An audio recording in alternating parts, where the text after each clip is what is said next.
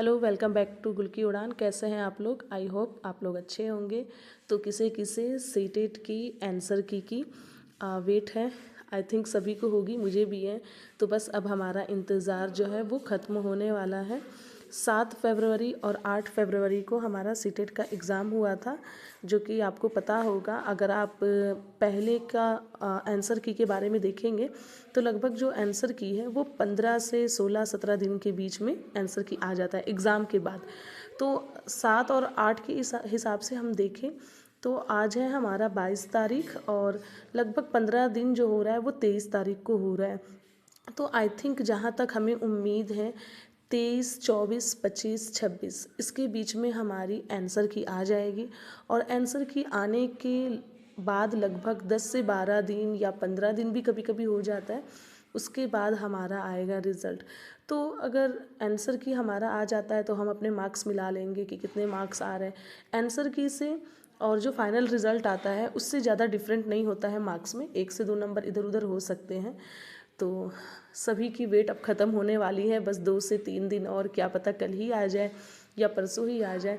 मुझे तो काफ़ी ज़्यादा वेट है, लेकिन जहाँ तक मुझे पता है कि मेरा सिलेक्शन नहीं हो पाएगा। मेरी एग्ज़ाम थोड़ा सा ख़राब हो गया था, आप लोग को पता ही है।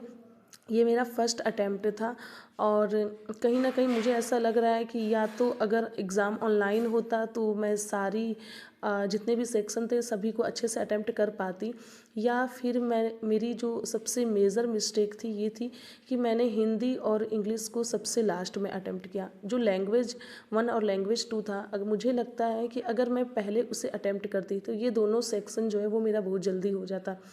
उसके बाद सीडीपी और उसके बाद मुझे मैथ्स करना चाहिए था, लेकिन पहले मैंने सीडीपी किया और सीडीपी में ही पता नहीं क्यों 45 मिनट मेरे लग गए। 7 तारीख को मेरा एग्ज़ाम था। आप लोग भी कमेंट सेक्शन में बताइएगा कि आप लोगों के साथ भी ऐसा हुआ था। और रीज़न एजर्शन वाले क्वेश्चंस ज़्यादा थे, क्वेश्चंस की जो लेंथ थी वो भी काफ़ी लंबी लंबी थी। तो जब मैं क्वेश्चन पढ़ रही थी और जैसे मैं ऑप्शन में जा रही थी तो फिर ऐसा लग रहा था कि मैं क्वेश्चन भूल गई हूँ, तो फिर मैं क्वेश्चन पढ़ने लग रही थी, फिर ऑप्शन में आ रहे थे। तो मतलब कि ऐसा हो रहा था कि एक क्वेश्चन को मुझे 2 से 3 बार मुझे पढ़ना पड़ रहा था।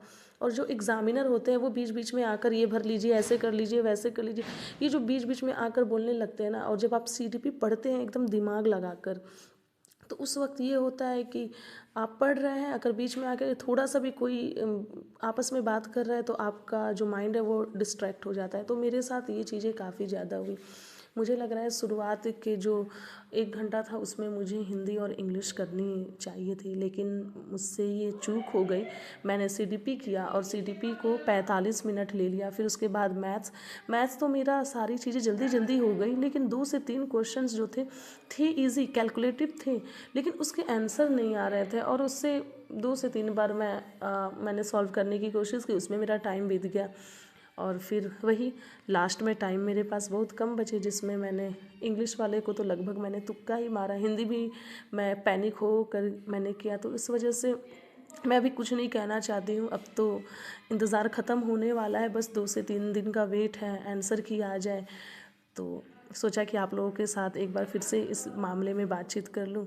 अब हमें फोकस करना है नेक्स्ट सीटेट पर। ऐसे तो मैं एसएससी सीजीएल की भी प्रिपरेशन कर रही हूँ, बिहार सीजीएल की, और आगे के सीटेट पे फोकस करना है। बीएड अभी अपीयरिंग है तो 3rd सेमेस्टर में हूँ, तो बीपीएससी टीआरई 4 तो नहीं दे पाऊँगी, भर भी नहीं पाऊँगी, लेकिन हाँ आगे के एग्ज़ाम की प्रिपरेशन ज़रूर करूँगी।